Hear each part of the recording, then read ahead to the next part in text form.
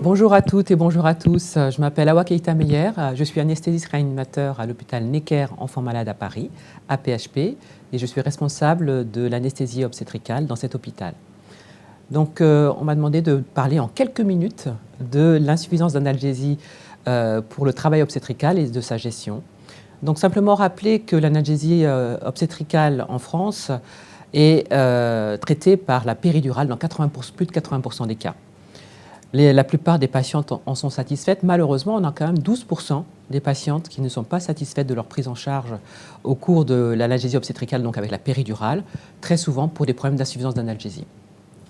On le sait, ça représente à peu près 10 à 20% dans la littérature, ces situations, en fonction de la définition qu'on prend bien évidemment. Mais vous voyez que c'est quelque chose qui est du quotidien dans la pratique de l'anesthésie réanimateur. Donc à peu près 20% des patientes ont une péridurale qui n'est pas totalement satisfaisante. On sait aussi qu'il y a des facteurs de risque qu'il va falloir probablement essayer de traquer pour éviter de se trouver dans ces situations-là. Certains peuvent être liés à la patiente. Par exemple, des problèmes anatomiques, déformation du rachis, l'antécédent de chirurgie, ou simplement aussi, l'interrogatoire est extrêmement important. Un antécédent d'insuffisance d'analgésie est un facteur à prendre en compte parce qu'il peut y avoir à nouveau chez cette patiente toujours le même problème qui peut se répéter au cours des différentes prises en charge. Il y a des problématiques liées à l'obstétrique, donc un travail qui est rapide, la présentation du bébé également, postérieur notamment, peut être un facteur de risque de cette insuffisance d'analgésie. Il y a également les facteurs liés à nous, à nos pratiques. Une expérience, par exemple, de l'anesthésiste peut être un facteur de risque. Le matériel qu'on va pouvoir utiliser aussi, parfois, peut nous mettre en difficulté. Toujours est-il que pour ces situations d'insuffisance d'analgésie, il va falloir être extrêmement vigilant, surveiller, c'est très important, évaluer la qualité de l'analgésie. Une fois qu'on a posé la péridurale, elle peut être efficace la première demi-heure, mais ensuite ne plus être efficace. Donc il faut évaluer, il faut tester régulièrement nos péridurales en faisant un niveau sensitif, être sûr qu'il est bien à la bonne hauteur, au niveau sensitif supérieur à T10, et puis au niveau inférieur, au niveau sacré également, qu'il descend assez bas, que c'est bien symétrique.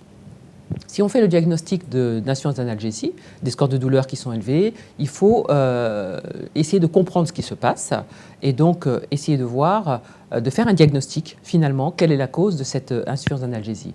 Est-ce que l'analgésie est insuffisante en termes d'importance, c'est-à-dire est-ce qu'on est au niveau T10, est-ce qu'elle est symétrique ou asymétrique, et donc à partir de là, utiliser les moyens dont on dispose, qui sont souvent suffisants pour rectifier le tir, c'est-à-dire refaire une solution d'analgésique complémentaire, retirer le cathéter s'il a été trop loin, ou alors parfois on est amené à reposer la péridurale quand on a fait plusieurs tentatives avec les petits moyens, comme on dit. Si ça ne suffit pas, il faut absolument reposer la péridurale parce que le risque, si on ne le fait pas, c'est de se retrouver dans des situations à prendre en charge en urgence, soit une césarienne, soit des manœuvres obstétricales avec une péridurale qui ne fonctionne pas.